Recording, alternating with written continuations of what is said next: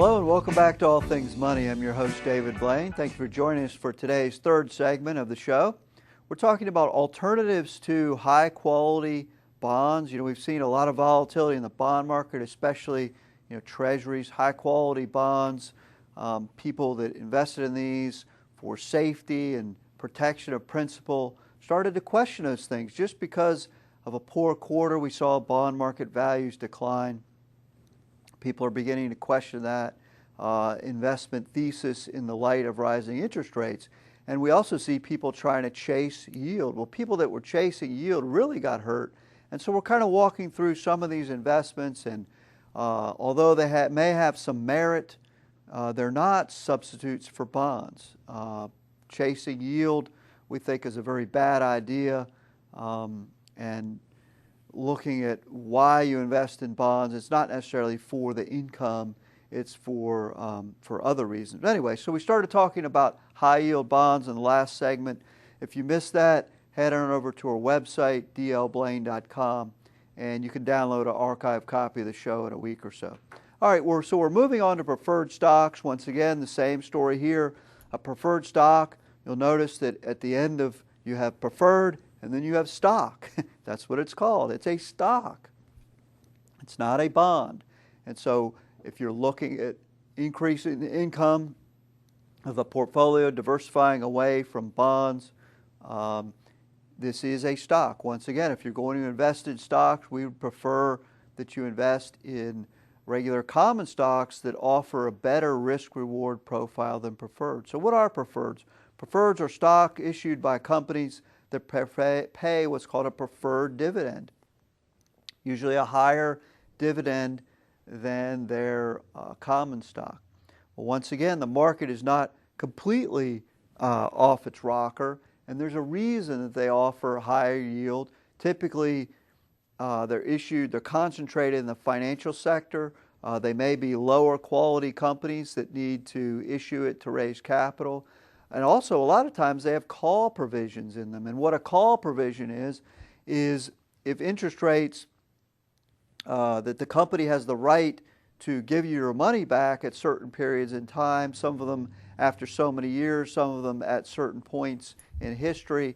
And so you're sitting there with a nice big dividend yield, but the reality is the company has the right to pay your money back at any time and withdraw that preferred stock. And so when you look at what's called the yield to call, you see that the yield to call on these securities is not that much better than your plain vanilla lower risk type investments. Okay, let's look at REITs, real estate investment trusts. We love real estate investment trusts as a 5, 10, maybe 15% portion of your portfolio, but they belong in the growth side of the portfolio, the equity side, not as a bond substitute. If we look historically, we see returns from REITs that roughly along the same lines as the equity market.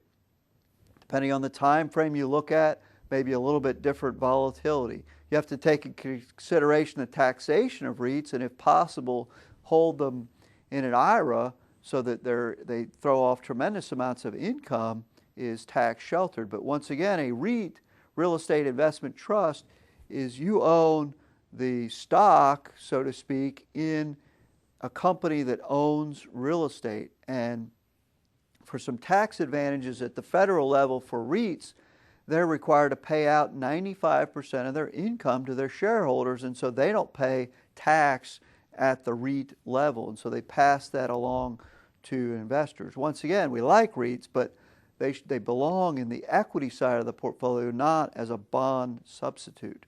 The same thing with the next category, master limited partnerships. Master limited partnerships mainly operate in the oil and gas arena. They operate in the transportation, distribution. The biggest one out there is Kinder Morgan Energy Partners. There's Suburban Propane, some others. Once again, we like these in certain instances, but we believe that they are either an equity substitute. Once again, you're owning the common equity of these companies. Similar to a REIT, if they pay out their income to their investors, they get some tax advantages. We also view them as part of the commodity allocation. So once again, they belong over in the growth side and not necessarily as an income substitute. The fact that they throw off some income is great, but if you look back at 2008, both preferred stocks, REITs, master limited partnerships, if you look at the decline in value of these type of investments in 2008, and then contrast that to the value of treasuries, which went up, these went down, you realize that these are not bond substitutes by any stretch of the imagination. They belong in the equity side of the portfolio. And if you want to earn some income from that side of the portfolio, that's fine. But recognize the risks involved with these, and that generally a broad basket of diversified common stocks will accomplish a lot of the same. I got about a minute left, and I do want to address closed-end funds. Closed-end funds are mutual funds that have a limited number of shares, and so they trade on the exchange like a stock, and they can be trading for more than they're worth, or they can be trading for less than they're worth.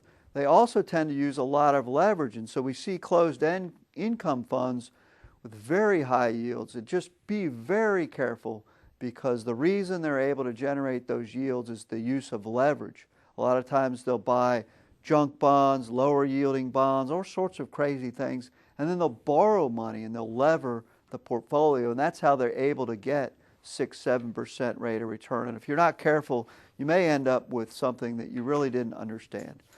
Well, that's about all the time we have for today's show. I hope that this made some sense about not going out there and chasing yield as a substitute for high quality fixed income. So that's all the time we have for today. We'll see you again next week. The proceeding was a paid program. The opinions expressed are not necessarily those of WNBU and Inner Banks Media.